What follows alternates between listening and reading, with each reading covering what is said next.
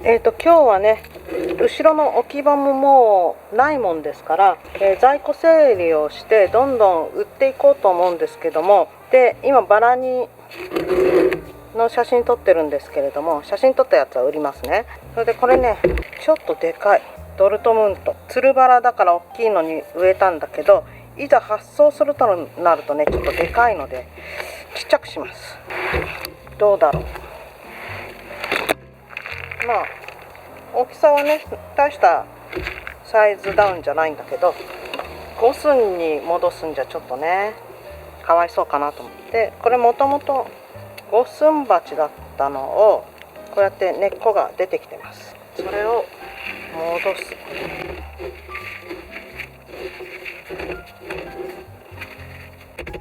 そんなに根鉢も崩してない。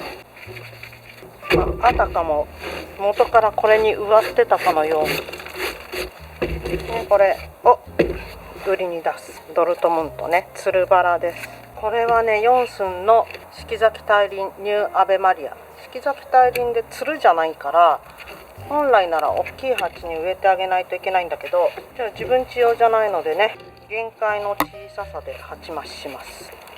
5寸に植え替え、ちょっと根が上がってる。これをね、植えたらいいか植えないがいいかわかんない。で切り戻したいんだけど、上の方にしか葉っぱがない。さてどうしよう。こういうところに芽が出る予兆のところはあるから切っちゃうか。切っちゃえ。ここにね、芽が出てくる予兆がある。だからここで切る。お、サクッと切れた。そうすればね、支柱も必要ない。でこの子は四季咲きニューアベマリアね。これを飛ばないようにね、止めときます。ゆるくしっかり。大風が吹いてすっ飛んでっちゃう。これは取りましょう。これはアンジェラつるバラね。もうこれでバラはないかなと思いきや、ここにもあった。あ、こんなでかっ。これはつるバラテラコッタ。これ支柱なしでいけるぐらいまで切り戻しちゃいます。こうやって見るとやっぱりつるバラっていうのはひょろひょろと大きくなりますね。やっぱりこんなね、鉢植えにしとくんじゃなくて、ちゃんと地植えにしてトレリスなりフェンスなりのところに植えてあげた方が絶対幸せ。茎は緑色だけど、夏の強剪定して生き残るでしょう。迷ってても仕方がないので切ります。こっから出てくるのをね、祈って。よし。これはね、つるバラテラコッタ、浜名湖バラ園。これね、増殖禁止とか書いてないけれども、うちで増やすのはやめましょうね。こんなつぼみがついてる。せめて花瓶に刺しとくかな。これで葉っぱが出てきたらもうちょっと形よく切りましょうかね。これは売るとして、これとこれは用心ですね。ちゃんと管理してあげてないから半死半生なんだけど、これも売り切っちゃいます。これはつるバラアンジェラ。もう黒いところは切る。それで伸びてるところも切る。で混んでるところを切ったりとかしたいんだけど、どこ切るかな。こういう交差してるのは切って。葉っぱが悪いね。バラっていうのはね、病気が出るから、小さくしとく。このぐらいに小さくしとく。これはつるバラアンジェラ、植え替えなし。これがブラッシュノアゼットオールドローズ。雑草はいくらでも伸びんのにね。枯れ葉はこれも短くしちゃいます。こんなお花で、黄色い葉っぱは取る。これね、好きな人のところに行ってくれればいいんだけど、もう安く売ります。これとこれ終わったね。あとこれか。ラベルつけとかないとね。これがプロスペリティ2かな。これは葉っぱ茶色いの取るだけで随分ね。バラって丈夫だから、葉っぱ全落ちしちゃっても枯れるっていうわけじゃないからね。むしろ黄色い葉っぱなんか先に取っちゃって、綺麗な葉っぱを復活させた方がいいと私は思ってる。よし、これで現状ということでこれで売ります。しばらくうちのブースはヤフオクのブースバラ在庫処分バラ祭り。これは仕入れてきたばっかりだったんだけどね、カルーナです。なんかね、下っ端が茶色くなっちゃってんので、こんなのひどいでしょ。これは非常にやばいということでお手入れをしなくちゃいけないんだけども、大丈夫かな。ひどいよね。これはどう見ても蒸れちゃった。お高く仕入れてきたからショックですね、こういうのは。ほら、どうしようもない。で、昨日雨に当たってるから取るに取れない。茶色くなってるところを外してあげたいんだけど、まだカサカサになってないから取るに取れない。うわー、悲しい。取るに取れないね。もう少し乾かすかな。この茶色い部分を取って、そうすると風通しも良くなるので、そうしたら植え替えます。こう茶色いところを丁寧に外して、ちょっとまだ取れないね。病気ではないと思うんだけれども、あまりにもこれガーッと悪くなったからちょっと心配だからかけてくる。これは殺菌殺虫ね、困ったね。これはちょっと風通しよく置いといて、でもうちょっと枯れてきたら、これは唯一元気。これでこうやって置いといて、乾いてきたらちょっとお手入れします。このまんまね、ダメだっつって投げちゃうには惜しいね。もったいない。これでダメになっちゃったら残念無念ですね。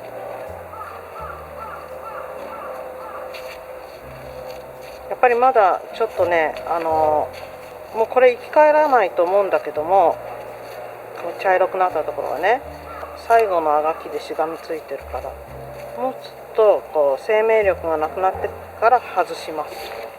大変だ。これは風通しのいいところに置いてくる。よいしょ。ずっと暑くて寄せ植えもハンギングも作れてなかったんですけども、恐る恐るですけどもやってみます。で、これはジニアの苗ですけども、割とね高さが小さいので試しにやってみます。ダメでもともとで失敗してもいいように、いろいろ難しいことはやんないでジニアだけで植えてみます。並びもねここにあるのでランダムに植えちゃいます。なんかきっとねダメかもしれないと思いながらやってるね。この根っこが悪くない。これ加藤さんだ。加藤さんはいい苗を作る。加藤さんとか森田さんってね、いい苗を作ります。さあ大丈夫かな。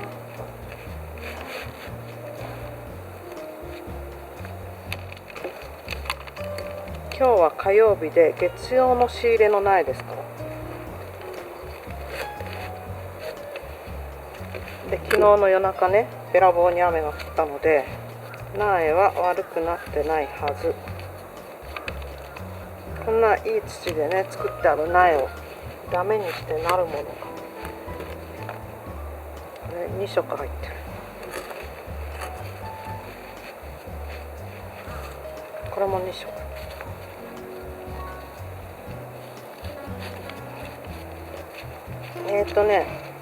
株元が、蒸れたりして葉っぱが溶けちゃったりするので、下の方は風通しよくしときます。結構長く育ててるみたいで、こうやって気根とかも出てるきてるけど、そのぐらいの方が丈夫かもしれない。気根とか出てきてるほど長く育ててるのに、この草丈で出来上がってくるのはすごいですよね。これだけね夏が暑いとね、育苗業者さん、農家さんもね途方に暮れるんじゃないかな。例年と違いすぎてこんなに暑くなっちゃってうまく育たないとか絶対あると思う。今はもうそろそろ冬のガーデンシクラメンだとかパンジーだとかっていうのを仕込んでいるだろうけれども、それがちゃんと育つかどうかね、冬になってまた影響が出始めるんじゃないかなと思います。苗がなかなか揃わないとかね、高かったりとかね、あんまりネガティブな予想はやいの言う必要もないんだけど、まあそれでもね、たくましいから結構たくさん出てくるかもしれない。あんまりたくさん入れたくないのでこのぐらいにしときます。これでいくつ入れたかな、いつも通りかな。123456788個入れてる。上にあと3つぐらい。こ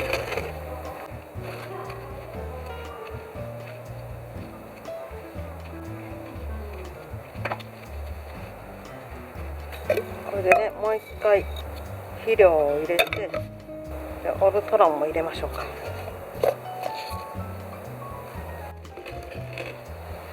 全然葉っぱを入れてないんだけど、少し入れる。マーキュリー、ちょっとリーフを入れてみる。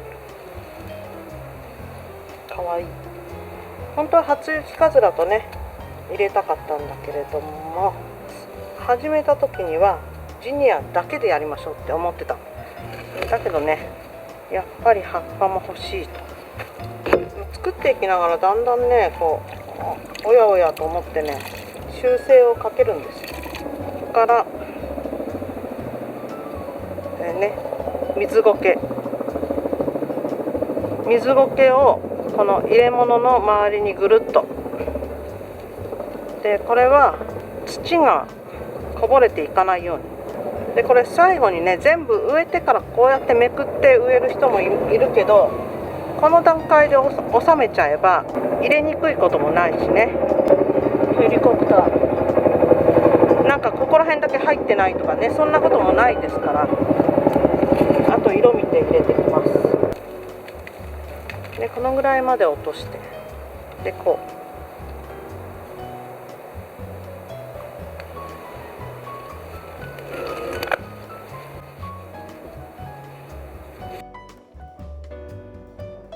うなんだろうね、飛行機がいっぱい飛んでる。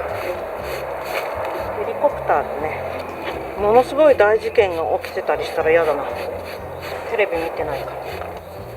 報道ヘリではなさそうだけど。よし、ちょっとね見てみます。少し手直しすればいい感じ。やっぱりリーフをね少し入れるといいですね。一応ねワイヤーで留めます。これはもう分解する時までつけといて大丈夫。支柱みたいなもんですから。これ作るたんびに言ってるんですが、うちはネット販売するので、輸送中にぐらぐら揺れて上がどっかにすっ転がっていかないように、そのためにワイヤーで留めてます。でもね、どちらにしても植えたばっかりっていうのは根がこう絡んでないですから、ワイヤー止めとけばね安定はします。なので、輸送とかしなくてもこうやってつけとくのがね問題なし。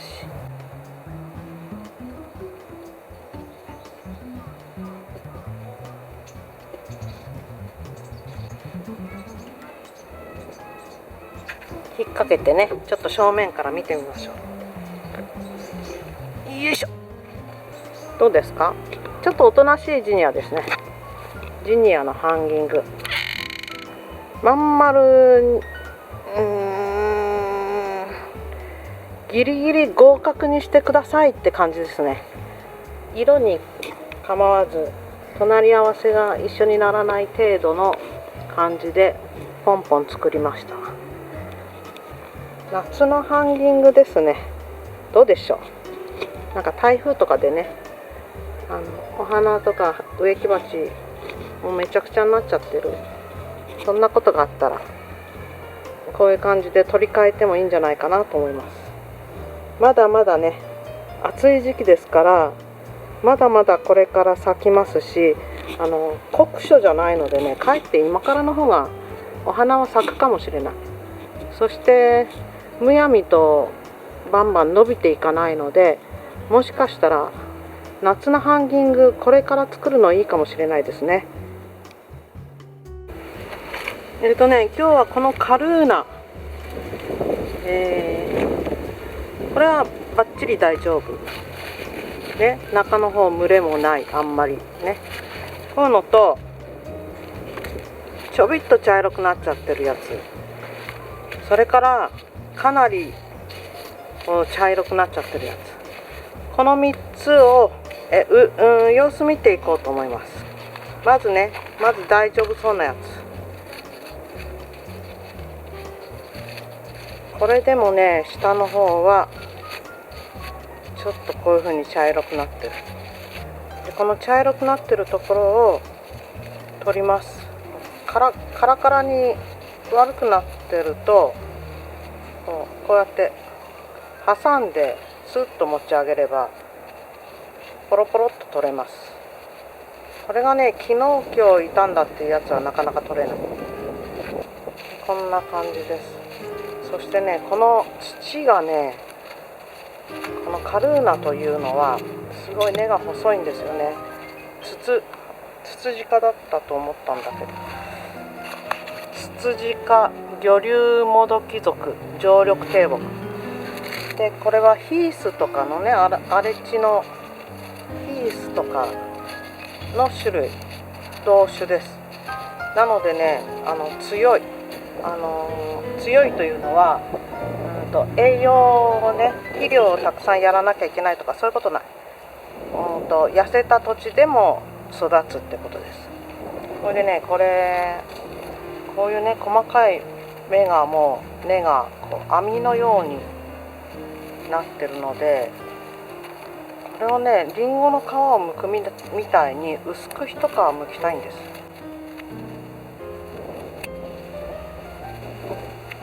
これがね、もう羊毛ベルトみたいになってる。根っこをワシャワシャ崩して取っちゃうと、弱っちゃうんだけど、あんまり根鉢を崩さずに外側を一皮剥きたい。というのもね、こういうのってここで根の成長を妨げるんですよね。なんでこうなっちゃうかっていうと、ここまで育てるのにものすごく時間がかかるので、根っこは伸びるんだけど、ポットに当たってそこで限界が来るので、ユリオプスデイジーなんかもここでぐるぐるね、回ってるのがあるんだけど、これはね、根っこが非常に細かい。なのでこういう状態になってしまうんですね。で、いっぺんこうなってしまうと、ここで我が根でね、植木鉢を作っちゃうっていうか、ここで根っこがフェルト状になってしまうので、ここから伸びにくいんです。なのでこれを取る、ね、カルーナってものすごくいい人気だし、いい植物なんだけど、買ってきた直後、こういうポット苗で買ってきた直後っていうのはものすごくお手入れしてあげないと、その後大きくわさわさ育たないで、うまくいかないと、これ枯れちゃったなと思って抜いてみると、このまんまポコって取れるんです。多年草、一年草でも何でも植木鉢に植えて抜きますよね、もう処分するとき。そうすると根っこが土をこう捕まえて、大きな株みたいにボコッと取れるじゃないですか。ああいう感じじゃなくて、うまく育たなくて、ここで根鉢で自分の植木鉢を作っちゃってるって私は思うんだけど、そういう植物は抜くとスポッとこのまんま抜けます。全然ここからね、根が出てこない。だからね、最初に周りを一皮剥いてください。この違いわかるでしょうか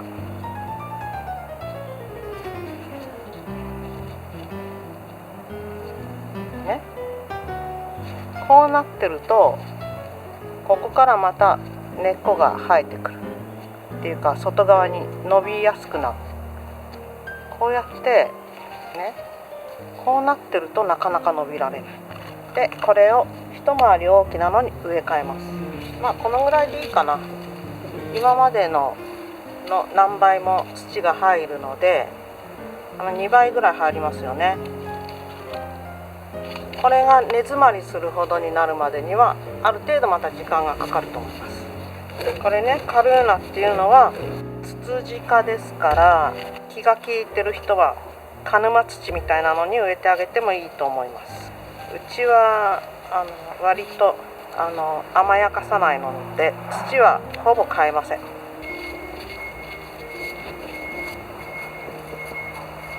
これね、一度売ってしまったんだけれども、あんまりこうやって茶色くなってしまった。いい子を厳選して送ったんですけど、ちょっと下が茶色くなって大丈夫ですかって連絡が来てしまったのね。だからね、本当に買ったばっかりで信用して私もこれいいなと思ってもたまにそういうことあります。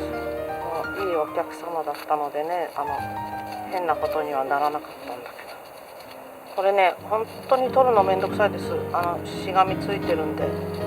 だけど植える時にしっかり取ってあげてください。ちょっとね爪立ててね、キーって引っ張る。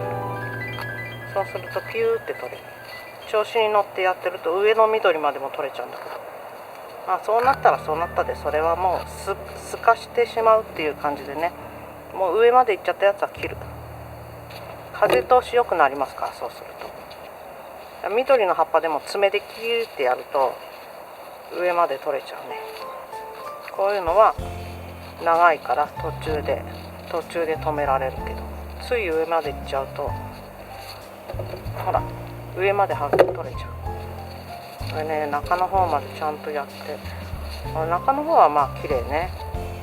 でもこういうところは取ってあげる。幼稚園のお迎え行かなくちゃとか思いながらやるとね、イライラしますからね。時間があるとき、ほら上まで行っちゃった。時間があるときにやってあげてください。もう本当幼稚園のお迎えなんて懐かしい言葉がよくまでできたもんだから。うちは子供3人で平成7年10年14年だから、ちっちゃい頃にね、全員が学校行くようになった時には本当に、一番下の子は幼稚園だけどね、全員どっか行くっていう時期が来た時にね、ちょっとなんか心底ほっとしましたね。末っ子が幼稚園入るまでは必ず幼児が身近にいるっていうことだから、で末っ子が幼稚園とかいう頃にはもう上の子が少年野球やってたりとかしてね、よくある話で、少年野球のお茶当番しながら園児を連れてくっていうかね、もう乳幼児みたいのを連れてく、本当に赤ちゃん連れてきてるお母さんもいたけど、少年野球のお母さんってそういうの当たりが強くてね、ちょっとチビが具合悪くてなんて言ってると、我々も来た道ではあるんだけど、あの人そういうことばっかり言ってるよねなんていうね、空気感が生まれてくるんですよね。ほんとね、少年野球のお茶当番とかね、うち長男はね全然活躍しなかったの。のんびりさんだったから、試合とかにも出ないタイプで、それで試合出ないのに試合の当番で行くでしょ。でね、たまに代打とかで出たりするんですよ。そうするとね、出るよほら応援してあげてなんて言われてね、本当に勝ってる時か本当に負けてる時ぐらいしか出番がない。一人一人の一打席一打席が大事っていうような時にはうちの子は曜日じゃない。でね、それでもお茶当番行かなくちゃいけないし、それで長男だから、これなんでこんなになっちゃったんだろうね。長男だから何にも分かんないのよ。だから本当にね、子供のママさんなんていうのは年齢じゃないですよね、経験ですよね。若いお母さんだって上の子がいたりすれば勝手知ったるっていうかね、コツを分かってるから。あと野球の当番なんていうのは伝統みたいなねものがあるから、やり方ね、どういう風にすればいいかわかんない。で野球の当たり前ってこう自分の当たり前と、当たり前が違うんだよね。最初の頃ね、監督とかにもおにぎり出すからおにぎり持ってきても提供してくださいって言われて、でなんかこうねおにぎり握って、弁当箱みたいのに入れて持っていったら、ラップにくるんで一つ一つにしてくださいって言われて、そんなことすら知らなかった。これ切っちゃうね。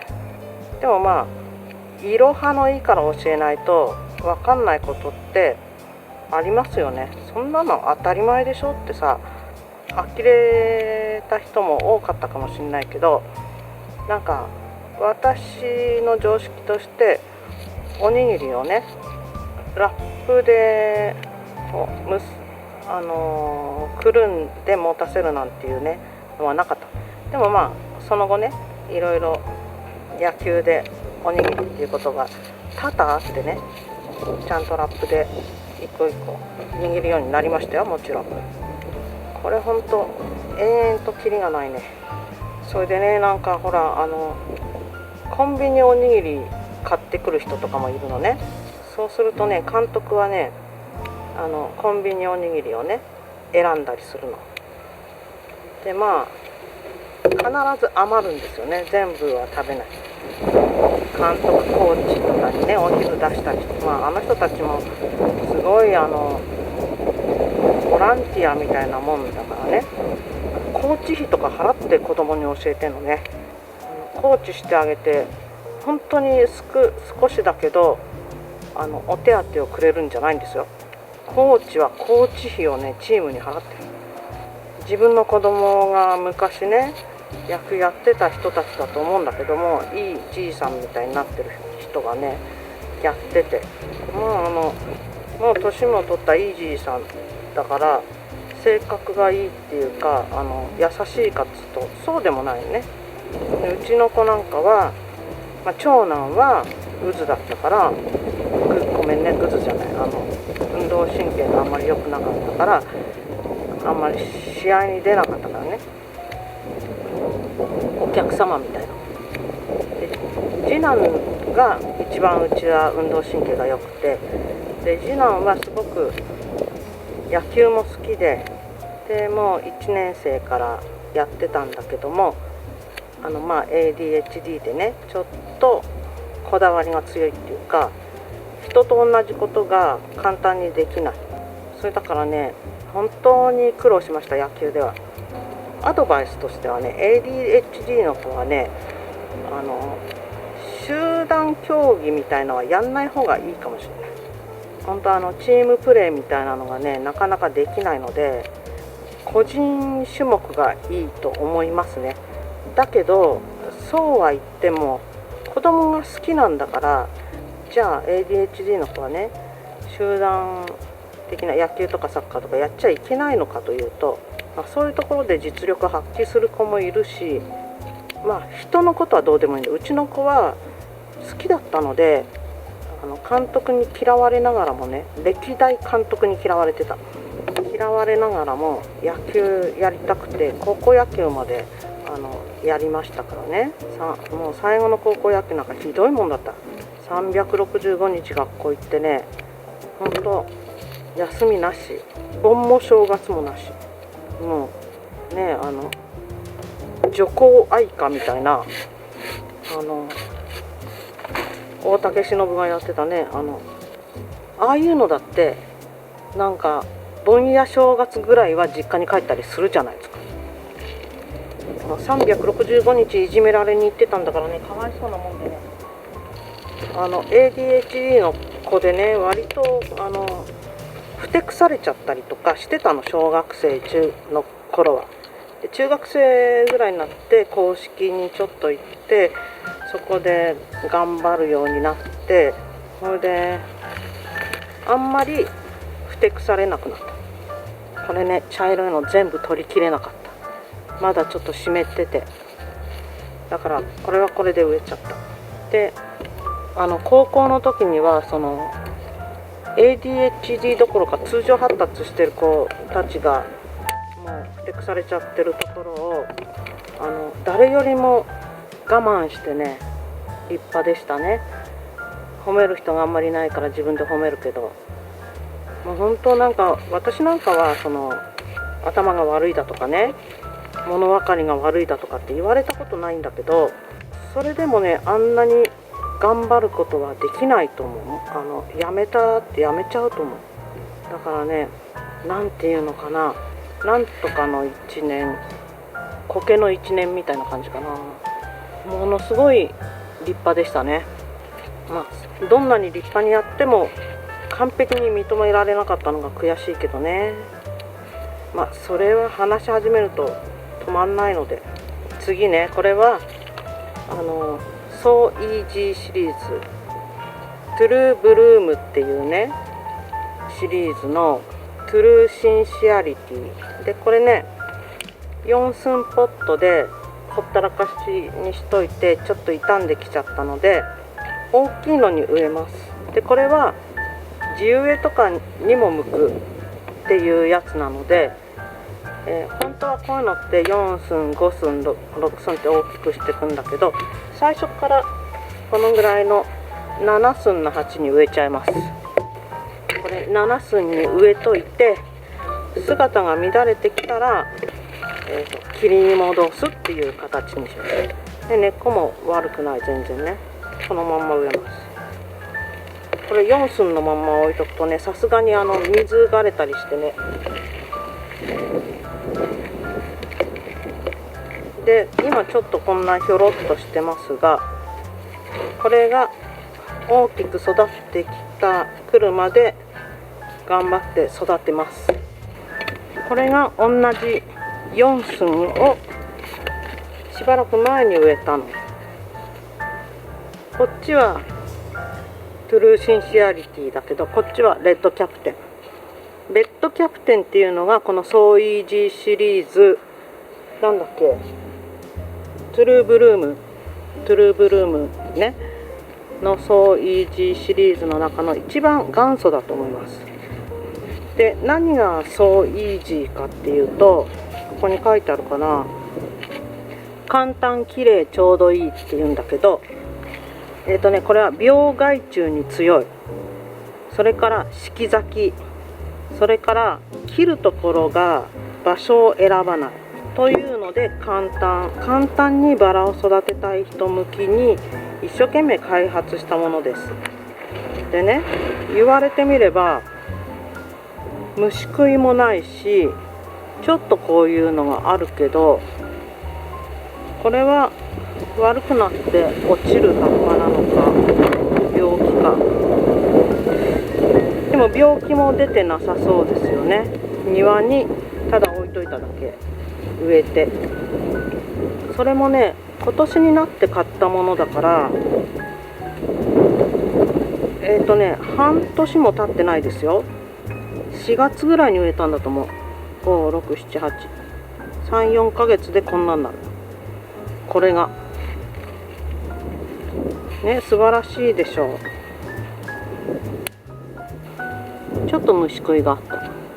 これね、今何を思ってるかっていうと、切ろうかどうしようか。切っちゃおう。だから簡単イージーだからどこで切ってもいいのね。だから今ね、こう鉢から飛び出してるところを切りました。でここにお花があるのでこっちは切らない。でもこのお花が終わったらまあこのぐらいで切っちゃっていいと思う。これ売ろうかな。鉢をきれいなのに植え替えて売ろうか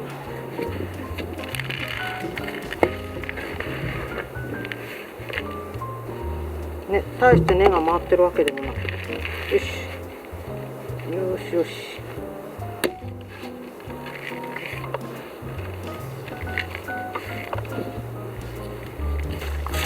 なんで鉢を変えたかっていうと、さすがに鉢がね大気中だからね泥ついちゃったりするんですよ。なので鉢は変えました。レッドキャプテンでね、分かんなくなっちゃうから番号を貼ってこの現物が届くようにしますね。これが届くようにしますと、できるだけたくさんバラを植え替えちゃいたいなと思います。傷んでるところを取って、でこの4寸鉢なのでまだまだどっちの方向にどう伸びるかわかんないので、とりあえずこのまま植えて、で枝っぷりが決まってきたら剪定します。この咲き終わった花だけ取っとくかね。別にデベソに植える必要もないと思うんだけど、ちょっとデベソにしときましょうか。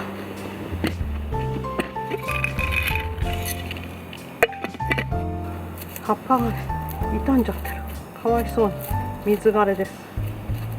で、トゲに刺さってバチが当たる。しおれかけた葉っぱは取っていって、世の中にはトゲなしバラっていうのもありますけどね、安曇野みたいな。まだまだバラにはトゲがつきものです。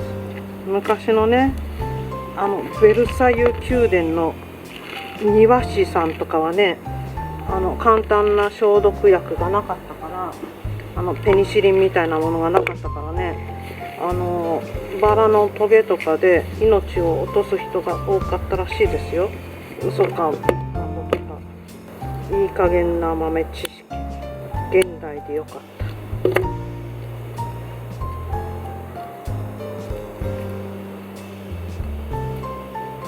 まあこのぐらい元気な葉っぱも残ってれば大丈夫です。これは無理かもね。でもこれ簡単きれいちょうどいいだからね、どこで切ってもいいっていうバラなんで、これダメかもと思った枝はちょいと切ってしまう。こんな感じでバラを植え替えていきます。普通のバラは4寸だったら4寸から5寸とかで植え替えますけど、これは放任でいいのでいきなり6寸7寸に植えてます。